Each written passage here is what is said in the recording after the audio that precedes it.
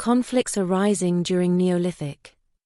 A so-called war, roughly 5,000 years ago in S.J.A.P.L in Spain, are in fact out of Americans arriving from the Americas, with the intention to turn over all or significant parts of Western Europe and Western Eurasia, which in fact they succeed in. In the video we react to, the wars refer to parts of Spain, specifically to wars in the Spanish Levantine in the east. Levantine simply means east.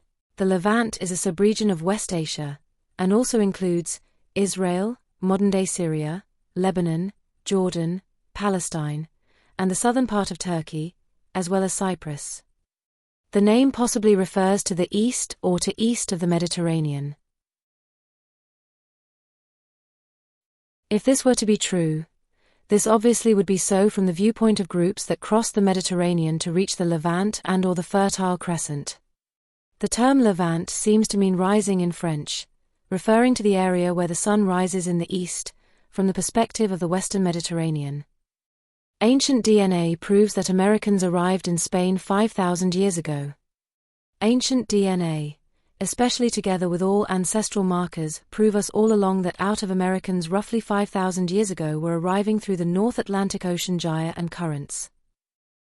These out of Americans roughly 5,000 years ago already were carrying Y-DNA haplogroup R1bm269, which will end up turning over Western Eurasia, this starting out amongst others with Atlantic facades, and exactly their Y-DNA haplogroup R1bm269 will later dominate all modern Western Europeans and Western Eurasians. The groups R1bm269, R1b and R1a, all three are R1 descendants of the American root R1. And together these three groups today represent a whopping 60% of all modern Western Europeans and Western Eurasians, probably already from roughly 5,000 years ago on. The ancestors of the today Basques, which were experienced transatlantic seafarers and whale hunters, as well as some few other isolated groups, exceptionally will not be turned over, or at least part of these ancestors can withdraw and persist, this more or less in Basque country, and also retain the so-called native European DNA, while it in fact were earlier out of Americans.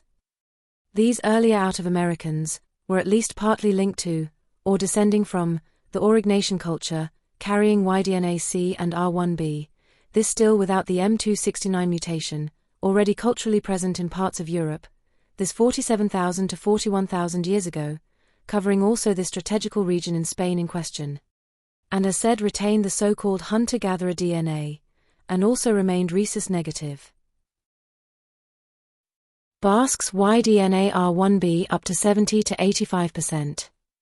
Basques exhibit Y-DNA haplogroup R1b, particularly R1b-DF27, at very high frequencies, with some estimates reaching up to 70 to 85%.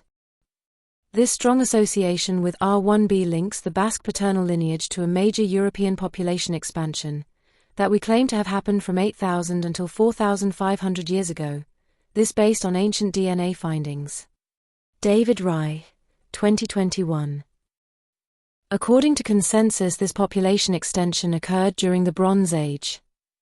The Bronze Age was a historical period defined by the widespread use of bronze, which is an alloy of copper and tin, for tools, weapons, and art, following the Stone Age and preceding the Iron Age. This era, which began at different times in different regions, and roughly 3300 to 1200 BCE in the Middle East, saw major advancements like urbanization, writing systems, and extensive trade networks.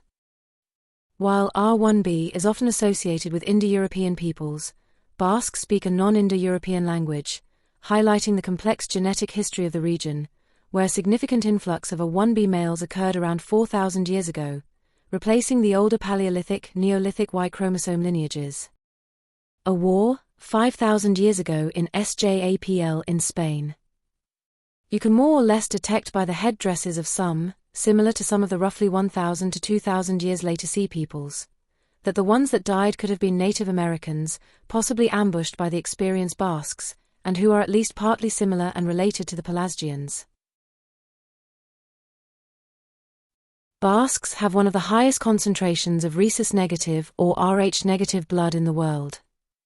This unique genetic trait, along with a high prevalence of type O blood, like Native Americans, supports the Basques' distinctiveness as a European population with a long history of relative isolation in the Pyrenees Mountains, and that they had been capable to hold off the population turnover events dominantly between 8,000 and 4,500 years ago. The Atlas Mountain Berbers also show elevated Rh-negative frequencies. We also claim that the Atlas Mountain Berbers also were out of Americans that had arrived the same way as the ancestors of the Basques had arrived. It is clear that both places are amongst the most exposed to the North Atlantic gyre and currents, in fact in the whole world. Ancient DNA, especially together with all ancestral markers, prove us all along that out of Americans roughly 5,000 years ago were arriving through the North Atlantic gyre and currents. Berbers and out of the Americas. Berbers in general, and specifically the Atlas Mountain Berbers, and Morocco, are subject of other videos in relation to Guanche people, mummies, Spain, Canary Islands, Cabo Verde, Azores, Rikhat in Mauritania, Africa, Atlantis, the Green Sahara, as well as Egyptian cultures, the Nile, pyramids, as well as the Late Bronze Age collapse, and the role of sea peoples, as well as the relation of all with their Atlantic gyres and currents, and American origin. Berbers in general, and specifically the Atlas Mountain Berbers, also were out of Americans that had arrived the same way as the ancestors of the Basques had arrived. You can find more on the subject and related to the subject in our channel, or searching YouTube for Ancestral Markers or EMH, Aurignacian Culture versus Out of Africa, the Essential Role of Neanderthals, Human History. Roc de les Leoronitz, high up in the Pyrenees. At 9:57 in his video, Stefan Milo remarks that before the Neolithic or before 5,000 years ago, there were only very few conflicts, and that around 5,000 years ago the number of conflicts significantly increased. Stefan Milo wonders if it has to do with agriculture, or things related to agriculture, like all kinds of raidings. What calls attention in the case Stefan Milo analyses, which was in Roc de les Leoronitz, high up in the Pyrenees, is that the in a cave buried or occasionally thrown deaths had survived and healed older injuries and also presented signs of prolonged food shortages. Roc de les Leoronitz is an important early Bronze Age communal burial site in the Pyrenees Mountains of Catalonia, Spain, dating to approximately 4,100 to 4,500 years ago. Excavations led by Carlos Tornero have uncovered over 1,000 human bones from at least 51 individuals, providing evidence of high-altitude living, social interactions, and significant interpersonal violence, including a famous case of an arrowhead still embedded in a rib. Maybe they got isolated for a very prolonged period of time, this by the invaders, or more specifically the actors in the population turnover events. This for us makes most sense because the ancestors of the Basques had to redrawn from the freshly invading well-prepared and fed out of Americans, which most probably were huge compared to the so-called natives, the ancestors of the Basques.